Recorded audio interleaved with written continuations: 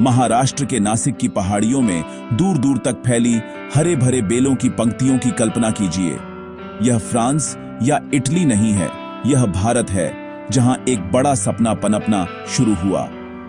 राजीव सामंत ने अपने परिवार की जमीन से प्रेरणा लेकर नासिक में वर्ल्ड क्लास वाइन बनाने की क्षमता देखी।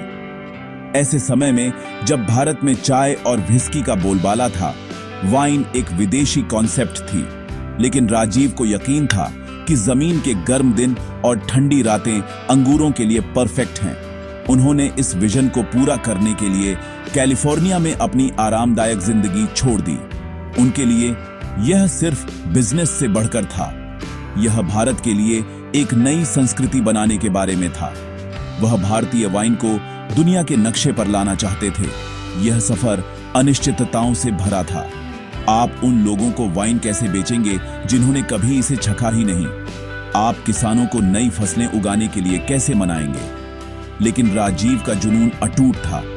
उन्होंने ऐसी जगह का सपना देखा जहां लोग वाइनयार्ड में घूम सकें और वहीं बनी वाइन का मजा ले सकें। यह नासिक की मिट्टी में बोया गया पहला बीज था।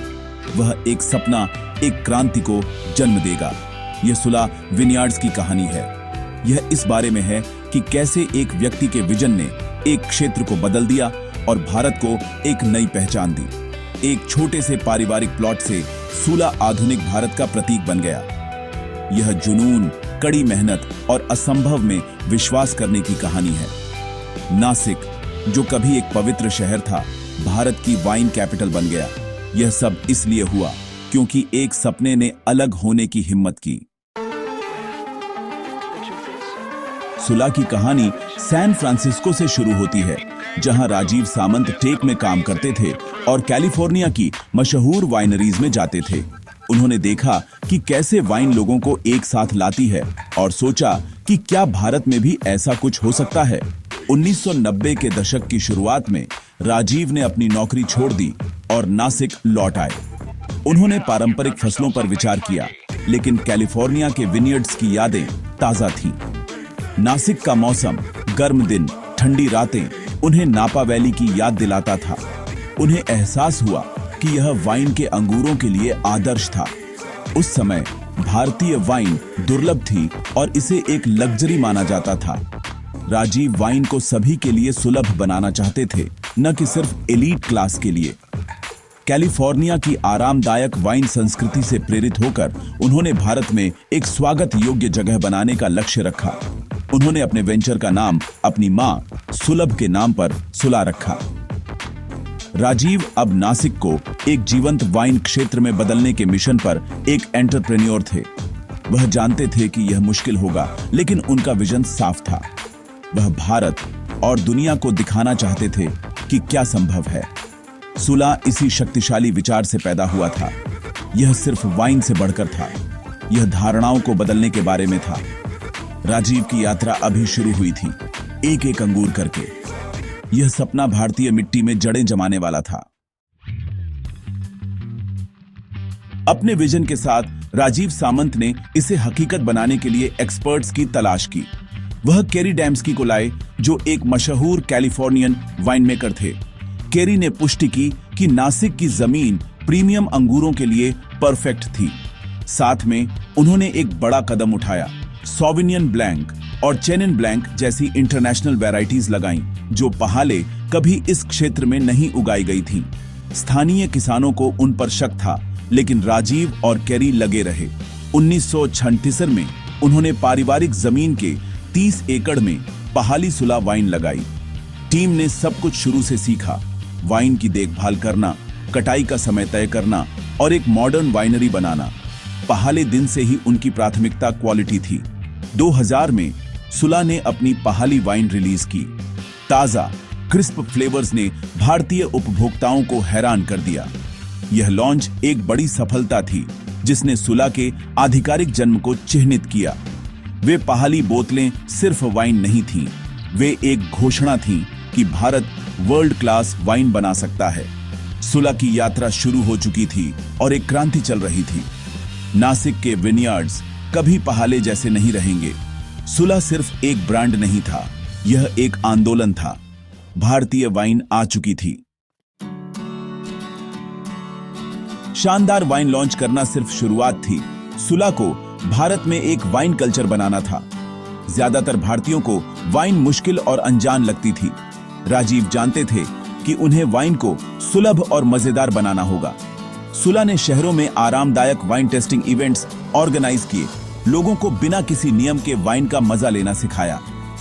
उन्होंने नासिक में भारत का पहला टेस्टिंग रूम खोला, जिसमें आगंतुकों को विनियर्ड्स का दौरा करने और वाइन का स्वाद लेने के लिए आमंत्रित किया गया। इस प्रैक्टिकल अप्रोच ने वाइन को आसान बनाया और एक पर्सनल कनेक्शन बनाया।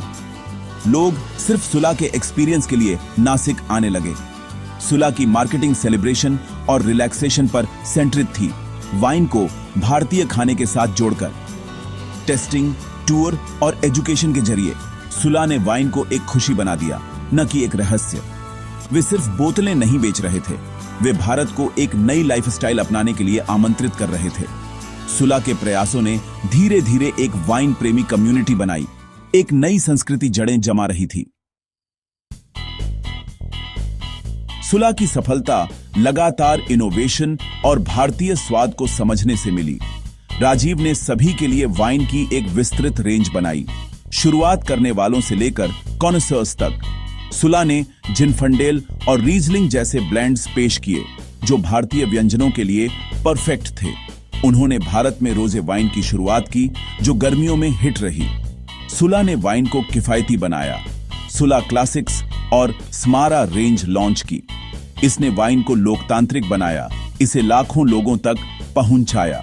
सुला ने हॉस्पिटैलिटी को भी ऊपर उठाया, एस्टेट में रेस्टोरेंट्स और एक लग्जरी रिसोर्ट खोला। सुला सिर्फ एक वाइनरी से बढ़कर था, यह एक डेस्टिनेशन था। शानदार वाइन, खाना और एक्सपीरियंस लोगों को बार बार वापस लाते रहे। सुला ने इंडस्ट्री के लिए एक नया स्टैंडर्ड सेट किया। इनोवेशन उनके हर काम के केंद्र में था। राजीव सामंत ने भारतीय वाइन को ग्लोबल पहचान दिलाने का सपना देखा था। सुला ने इंटरनेशनल कॉम्पिटिशन्स में हिस्सा लिया और जल्द ही अवार्ड्स आने लगे। डिकेंटर और IWSC से मिले मेडल्स ने सुला की क्वालिटी को वैलिडेट किया।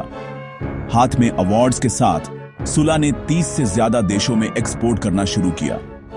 सुला की बोतलें पेरिस से टोक्यो तक के रेस्टोरेंट्स और दुकानों में दिखाई देने लगी। सुला की सफलता ने धारणाओं को बदल दिया। भारत अब वर्ल्ड वाइन मैप पर था। सुला से पहले बहुत कम लोग जानते थे कि भारत वाइन बनाता है। अब सुला इंडस्ट्री के लिए एक एम्बेसडर है। विदेश में हर बोतल भारतीय इनोवेशन और एम्बिशन की कहानी बताती है। नासिक से न्यूयॉर्क तक सुला की यात्रा विजन और एक्सीलेंस का एक प्रमाण है। दुनिया ने ध्यान दिया। सुला की ग्लोबल पहुंच ने घर पर गर्व और विदेश में सम्मान को प्रेरित किया। भारतीय वाइन ने अपनी जगह बना ली थी। नासिक की मिट्टी अब वर्ल्ड फेमस थी। जैसे जैसे सुला बढ़ा, राजीव वाइन कल्चर को बड़े पैमाने पर सेलिब्रेट करना चाहते थे। सुला फेस्ट का जन्म हुआ। विनियर्ड्स में वाइन, संगीत, भोजन और फैशन का एक त्योहार, जो एक छोटी सी गैदरिंग के रूप में शुरू हुआ था, वह भारत के टॉप संगीत और गवर्नमेंट फेस्टिवल्स में से एक बन गया। हर फरवरी में हजारों लोग संगीत, टेस्टिंग और ग्रेप स्टॉम्पिंग के मजे के लिए नासिक आते थे। सुला फेस्ट ने युवा भारतीयों के लिए वाइन को कूल और एस्पिरेटरी बना दिया। इस त्योहार ने वाइन टूरिज्म को बढ़ावा दिया, जिससे पूरे क्षेत्र को फायदा हुआ। सुला फेस्ट ने विनियर्ड्स को सेलिब्रेशन का प्रतीक बना दिया। यह सिर्फ एक त्योहार नहीं था, यह एक शानदार मार्केटिंग मूव था। सुला अच्छे समय और नए अनुभवों का पर्याय बन गया। वाइन, संगीत और जीवन का उत्सव यहीं रहने वाला था। सुला का फिलॉसफी हमेशा वाइन से बढ़कर रहा है। यह ग्रह की देखभाल के बारे में है। राजीव और उनकी टीम ने भारतीय वाइन मेकिंग में इको फ्रेंडली प्रैक्टिसेस की शुरुआत की। सुला सस्टेनेबल एग्रीकल्चर का उपयोग करता है, केमिकल्स को कम करता है और ड्रिप इरिगेशन से पानी बचाता है। वे वेस्ट वाटर को रिसाइकल करते हैं और सोलर एनर्जी में भारी निवेश करते हैं, जिससे सुला दुनिया की सबसे ज्यादा सोलर पावर्ड वाइनरीज में से एक बन जाती है। सस्टेनेबिलिटी कम्युनिटी तक फैली हुई है। सुला स्थानीय किसानों का समर्थन करता है और उचित कीमतों की गारंटी देता है। सैकड़ों परिवारों को इस अप्रोच से फायदा हुआ है। सुलह साबित करता है कि बिजनेस सफल और जिम्मेदार दोनों हो सकता है। धरती के प्रति उनका कमिटमेंट उनके ब्रांड के केंद्र में है। विनयार्ड्स फलते फूलते हैं और कम्युनिटी भी। सुलह की ग्रीन पहल ने इंडस्ट्री के लिए एक नया स्टैंडर्ड सेट किया। वह जमीन जो शानदार वाइन देती है, पीढ़ियों तक सुरक्षित रहती है। सुलह की विरासत उतनी ही स्टीवर्डशिप के बारे में है जितनी वाइन के बारे में है। सुलह विनयार्ड्स ट्रांसफॉर्मेशन की एक कहानी है, एक छोटे से पारिवारिक प्लॉट से भारत की सबसे बड़ी वाइनरी तक। सुलह ने नासिक को भारत की वाइन कैपिटल में बदल दिया और एक नए इंडस्ट्री को प्रेरित किया। वाइनरी ने नौकरियां पैदा की, किसानों को सशक्त बनाया और पूरे क्षेत्र में एंटरप्रेन्योरशिप को बढ़ावा दिया। सुलह ने सिर्फ एक ब्रांड नहीं बनाया, इसने एक थ्राइविंग इकोसिस्टम बनाया।